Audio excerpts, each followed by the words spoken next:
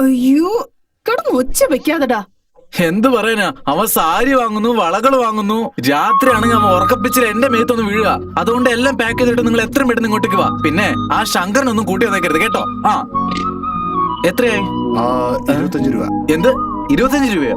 ഒന്ന് നാട്ടിൽ പോയിട്ട് വരണമെങ്കിൽ 250 രൂപയാവും. 25 രൂപ കൊടുക്കുന്നതിന് എത്ര? ആ ശരി ശരി, മതി മതി. അളിയാ, അമ്മ എന്താ പറയാ പറഞ്ഞത്? നീ നിലവിളിച്ചത് ഓസ്ട്രേലിയ വരെ കേട്ട് കാണും. അപ്പൊ എനിക്ക് കേൾക്കില്ലടാ. മിണ്ടാതെ വാടാ കാക്കാക്ക.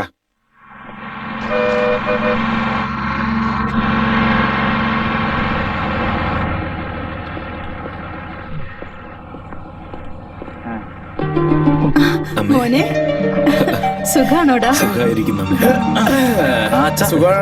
കല്യാണം എവിടെയാണ്? എന്താടാ കല്യാണം? എന്താടാ ശങ്കര? വണ്ടി കൊണ്ടുവരും. വരൂ വരൂ. അകത്തേക്ക് വരൂ. കാമാക്ഷി, കല്യാണിന്റെ അച്ഛനും അമ്മയും വന്നിരിക്കുന്നു. വരൂ, ഇരിക്കും. നിങ്ങൾ വന്നോന്ന് മോൻ പറഞ്ഞിരുന്നു. ഞങ്ങള് തന്നെ അങ്ങോട്ട് വന്ന് കാണാന്ന് വിചാരിച്ചതാ. ഏതായാലും നിങ്ങൾ ഇങ്ങോട്ട് വന്നല്ലോ. കോഫി എടുത്തോണ്ട് വരാം. കോഫി ആണെങ്കിൽ നമ്മുടെ നന്ദിനി ഉണ്ടാക്കുന്ന കോഫി. ആ കോഫി മാത്രം നമ്മൾ കുടിച്ചാല് പിന്നെ നമ്മളിങ്ങനെ ആകാശത്ത് പറന്ന് മനസ്സിലായി. അല്ല, നന്ദിനി എവിടെ? അമ്പലത്തിലേക്ക് പോയിരിക്കുക. ഇപ്പൊ ഉടനെ വരും. എന്റെ മകൻ നിങ്ങളെ കുറിച്ച് എപ്പോഴും പറയുമായിരുന്നു, അടുത്ത വീട്ടുകാർ വളരെ സഹായമാണെന്ന്. പിള്ളേര് തരിച്ചു താമസിക്കുമ്പോ ഇതെങ്കിലും ചെയ്തില്ല പിന്നെ എങ്ങനെയാ? നന്ദിനി എത്തിയല്ലോ.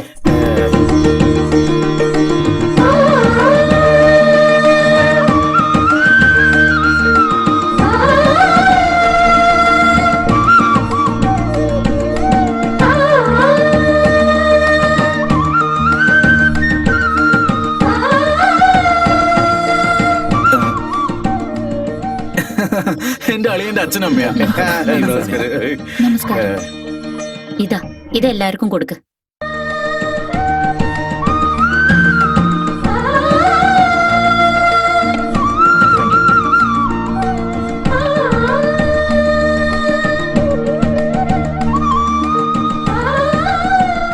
ഇരിക്കും മോളെ.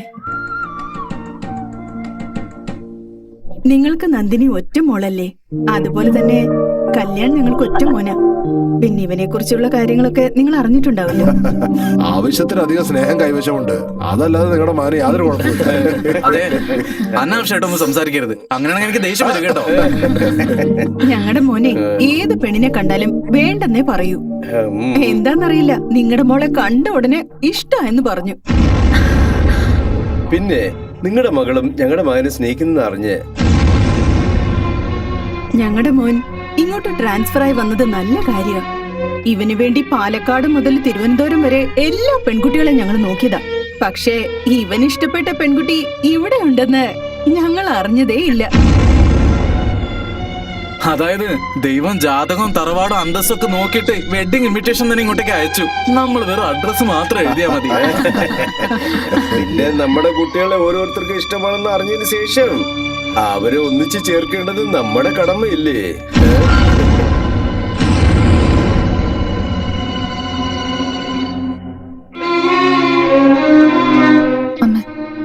ഒന്നകത്തേക്ക് വരുമോ? നന്ദിനി, നിനക്ക് എന്താ പറ്റിയേ? അവരവിടെ ഇരിക്കുമ്പോ നീ ഇങ്ങനെ ഉള്ളിലോട്ട് ഓടി വന്നപ്പോഴാ?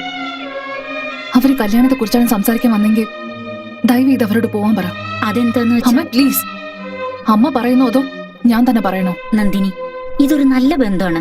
ഇതുപോലൊരെണ്ണ ഇനി കിട്ടാൻ പാടാണ്. നന്ദിനി,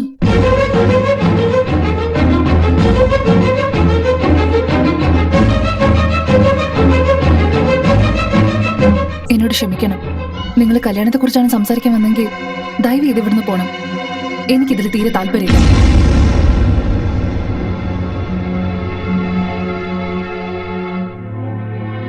പ്ലീസ്.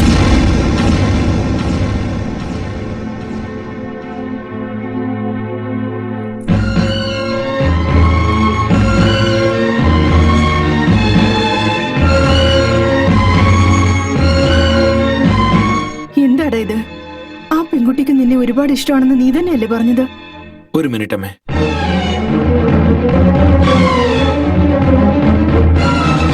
നന്ദിനി നിക്ക്.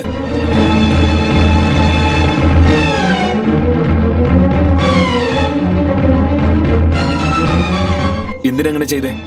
എന്റെ കല്യാണക്കാരൊക്കെ ആലോചിച്ച് അവരെത്ര സന്തോഷത്തോടെ വന്നെന്നറിയോ? എന്തിനാ താല്പര്യമില്ലെന്ന് പറഞ്ഞേ? താല്പര്യം ഉണ്ടെങ്കിലല്ലേ ഉണ്ടെന്ന് പറയാൻ പറ്റുള്ളൂ. ദിവസവും ചായയും കാപ്പിയും കൊണ്ടുവന്ന് തന്നില്ലേ? അതൊക്കെ താല്പര്യമില്ലാതെയാണ് ചെയ്ത്.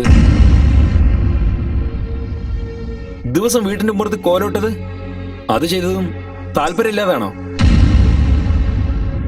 ഒരു ദിവസം വന്ന് നിങ്ങളുടെ ഫോട്ടോ വേണമെന്ന് ചോദിച്ചു വാങ്ങിച്ചിട്ട് പോയില്ലേ? അതും താല്പര്യമില്ലാതെയാണോ? ഒരു നോട്ട് മുഴുവൻ I love you I love you I love you എന്ന് എഴുതിക്കൊണ്ടെന്ന് തന്നില്ലേ? അതും താല്പര്യമില്ലാതാണോ ചെയ്തേ? ഓരോ വെള്ളിയാഴ്ചയും എണ്ണ തേച്ച് കുളിക്കാൻ പറഞ്ഞ എണ്ണ കൊണ്ടുവന്ന് തന്നില്ലേ? അതെന്തിനാ? തലയ്ക്ക് എണ്ണ തേച്ച് കുളിച്ചാ കണ്ണിന് വളരെ നല്ലതാ, അതുകൊണ്ട് തന്നേ ഉള്ളൂ. ആഴ്ചയിൽ 2 ദിവസവും പൊന്നാങ്കണ്ണി ചീര ഉണ്ടാക്കി കൊണ്ടുവന്ന് തന്നില്ലേ? അത് ചെയ്തതും എന്റെ മേലെ താല്പര്യമില്ലാതെയാണോ? പൊന്നാങ്കണ്ണി ചീര കണ്ണിന് വളരെ നല്ലതാന്ന് ഞാനൊരു ബുക്കിൽ വായിച്ചിരുന്നു. അതുകൊണ്ടാണോ ചെയ്തതെന്നേ? തലയ്ക്ക് ശിഖകായി തേക്കേണ്ടെന്ന് കടലമാവ് അരച്ച് കൊണ്ടുവന്ന് എനിക്ക് തന്നില്ലേ? അപ്പൊ അതോ? ശിഖക്കായി തേച്ച് കുളിക്കുകയാണെങ്കിൽ കണ്ണെരിയെന്ന് വിചാരിച്ചതുകൊണ്ടാ. കണ്ണെരിയാൻ പാടില്ലെന്ന് ഇതൊക്കെ ചെയ്യുന്ന നിനക്ക് എന്റെ ഹൃദയം കത്തുന്നത് മനസ്സിലാവുന്നില്ലേ? ഞാൻ ഇങ്ങോട്ട് വന്ന ദിവസം തൊട്ട് നീ എന്റെ പുറകെ തന്നെ വന്നോണ്ടിരുന്നില്ലേ? അതൊക്കെ എന്തിനാ? ദാ നോക്ക്, ഞാൻ ഇതൊക്കെ ചെയ്തത് ഒരു ബഹുമാനത്തിന്റെ പേരിലാ, അല്ലാതെ പ്രണയമൊന്നുമല്ല. അപ്പോ നിന്റെ മനസ്സിൽ ഒട്ടും പ്രണയമല്ലേ? ഉണ്ട്, ഒരാളോട് മാത്രം. അദ്ദേഹത്തോട് മാത്രമായിരിക്കും.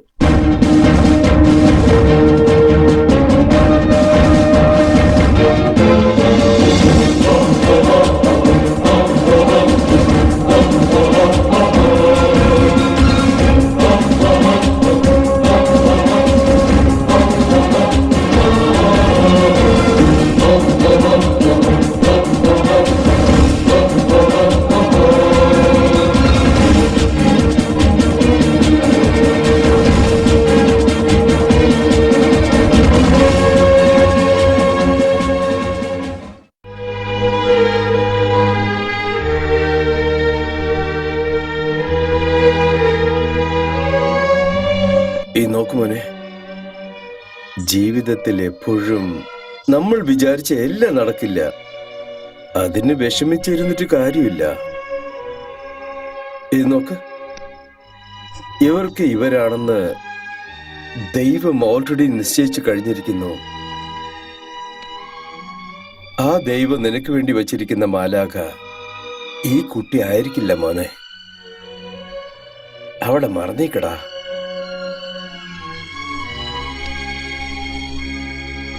സംഭവിക്കുന്നൊക്കെ നല്ലതാണെന്ന് വിചാരിച്ചു. വാ.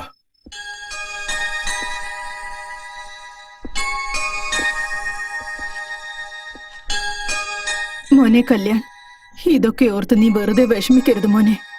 നീ വിഷമിച്ച എനിക്കത് കാണാൻ കഴിയില്ല മോനെ. നളിനി, നമ്മുടെ മകനുള്ള ശരിക്കുള്ള ഭാര്യയെ കിട്ടും. പോട്ടടാ, വാ. ഞങ്ങൾ ഇറങ്ങട്ടെ മോനെ.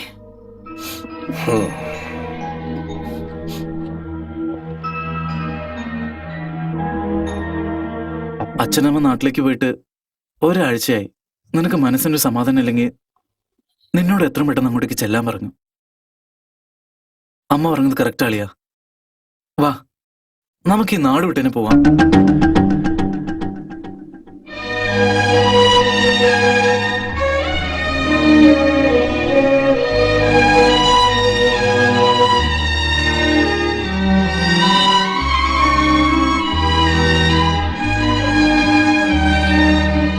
നിങ്ങളുടെ ഫോട്ടോസോ?